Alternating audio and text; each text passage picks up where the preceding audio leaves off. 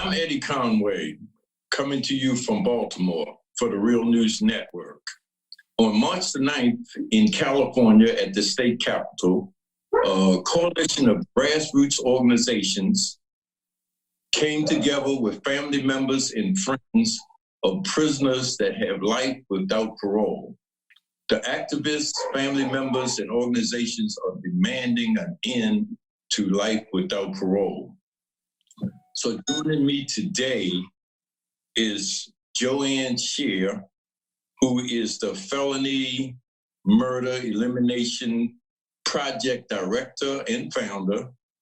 And also joining me is Kelly Savage, who's recently been released from prison after serving 23 years and receiving a commendation from Governor Jerry Brown.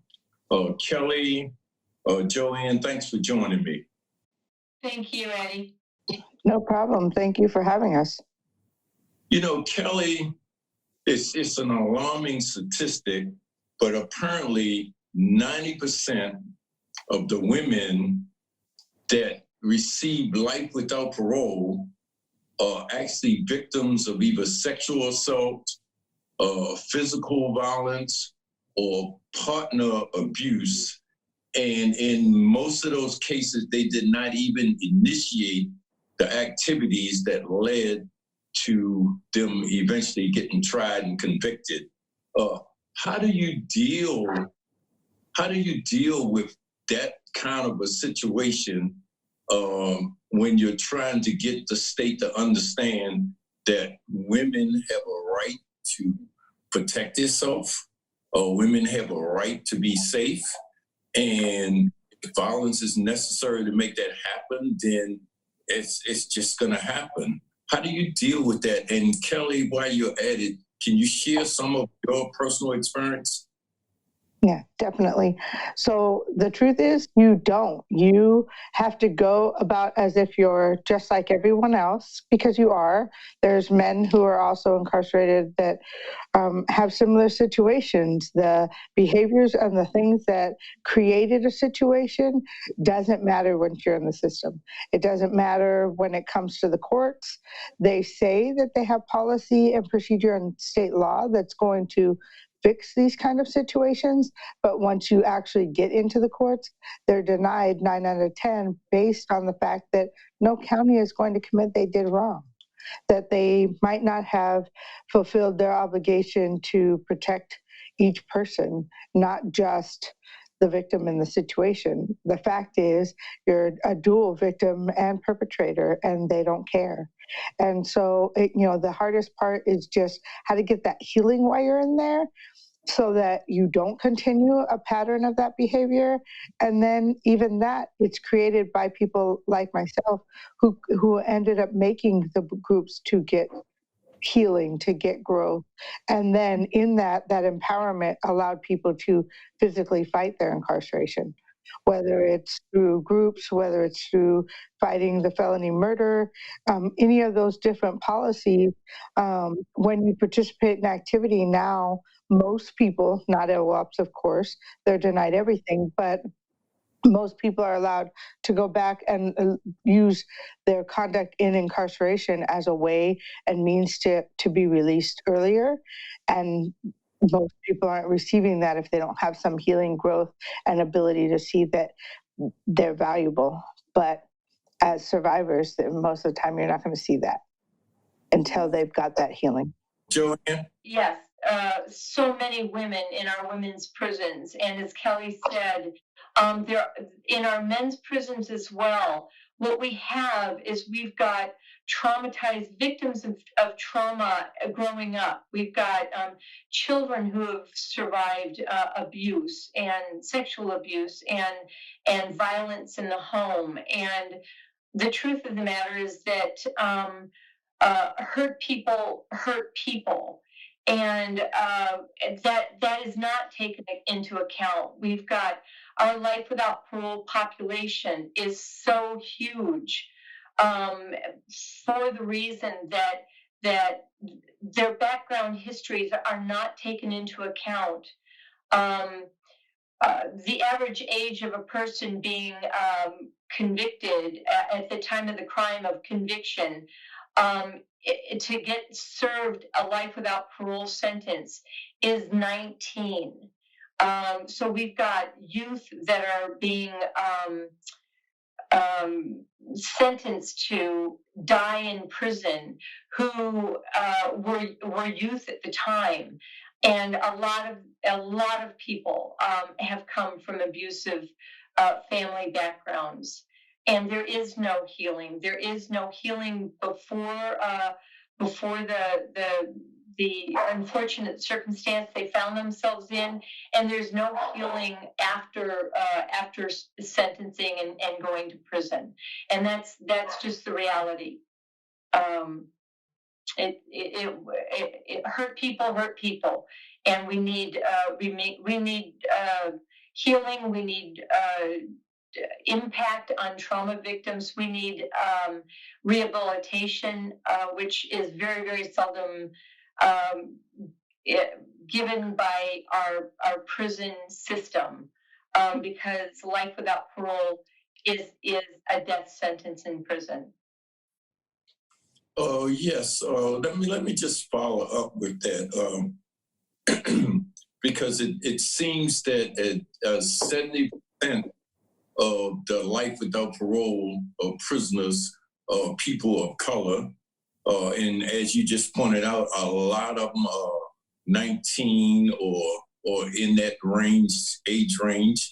They're not 25, which most scientists that study human behavior say you don't really start thinking of consequences and as an adult until you're around 25. So how do your project intend to address this? Obviously, y'all just had a rally, but what are the steps to start changing this narrative in California?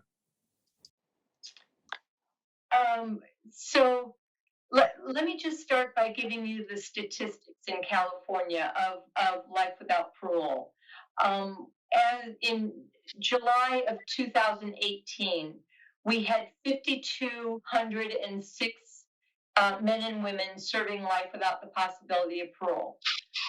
3,700 of them were first-time offenders. 3,221 of them were 25 or under at the age of the commission of the crime.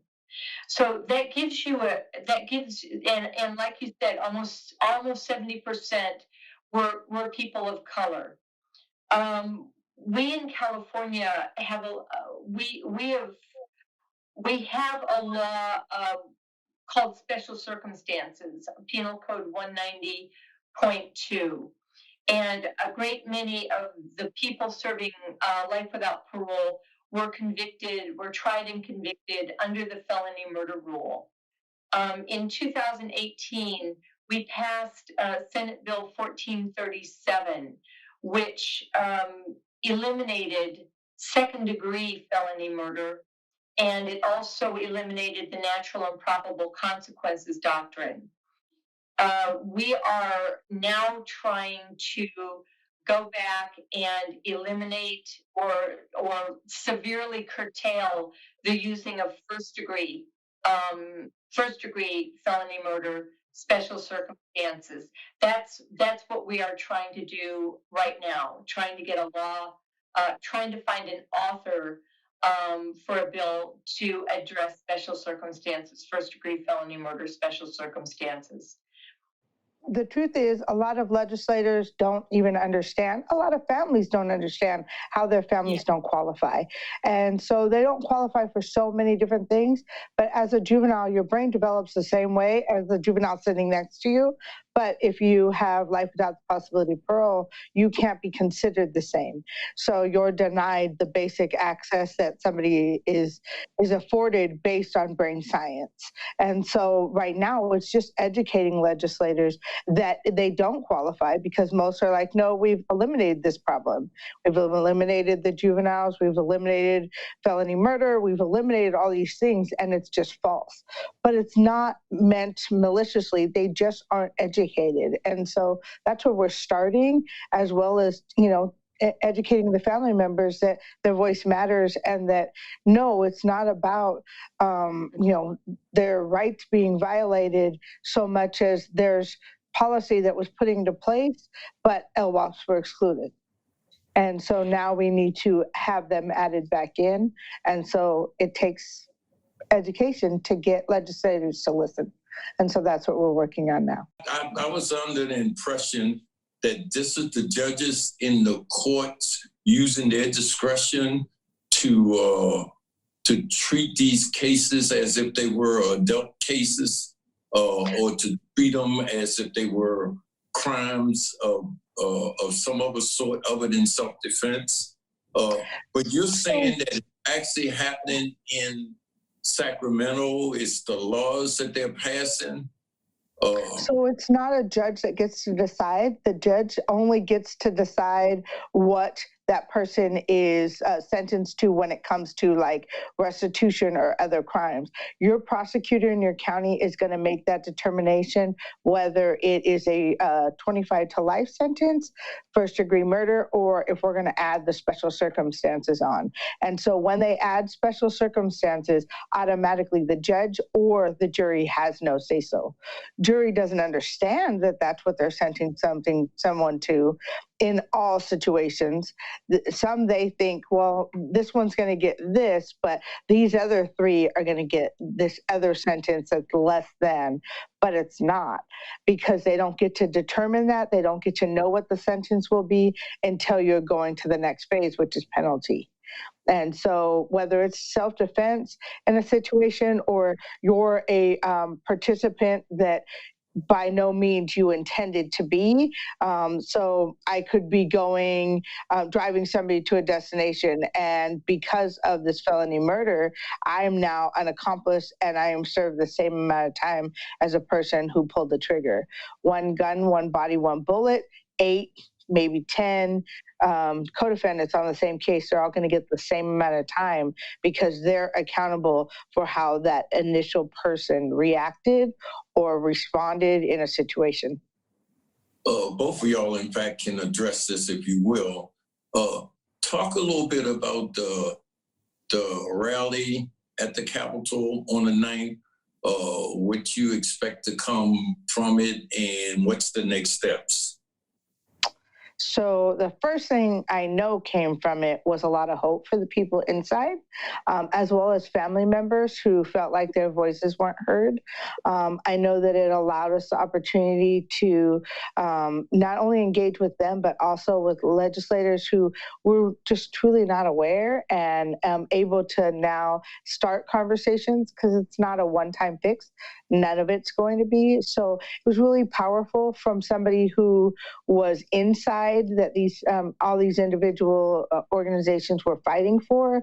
It was really powerful for me to see from the outside how much people were dedicated to changing for me and for the rest of my community, because that's what I continue to do, is I fight for them from out here. What also came from this rally, there was an opportunity for a great many advocacy organizations to come together to call for change to this to these laws. That gave us the opportunity to show the legislators that we are a united front, that we are uniting not only as organizations, but also as family members and loved ones of the people inside. The problem with life without parole sentencing, the problem with this particular sentence, is that people talk about the death penalty And they also talk about sentences life sentences, where you are allowed the opportunity to go before the parole board at some point in time throughout your sentence, throughout your incarceration. Life without parole, those who are serving life without parole will never be given that opportunity. So what our goal is to shine a light, particularly on life without parole, because it is almost falls in this place between the death penalty, which a lot of people talk about, and life sentences. It gave us a chance to shine the light on it. It gave us a chance to educate the legislators about it. It gave the families a way to move forward. We would like to ask them throughout California as constituents to speak to their local assembly members and local senators about life without parole sentencing, and how it affects them and how it affects their loved ones inside. So it is a catalyst to send family members out into the communities to talk about this, to give them the means and the education and the ability to talk to their legislators about it. That's what we're hoping to see. Okay, there's so much more that we could talk about, but I'm going to wrap this up now in the interest of time. But I want to cover the very next thing y'all intend to do. So stay in touch. Joanne, Kelly, thanks for joining me. Thank you so very much. Thank you for joining this episode of Rattling the Bars.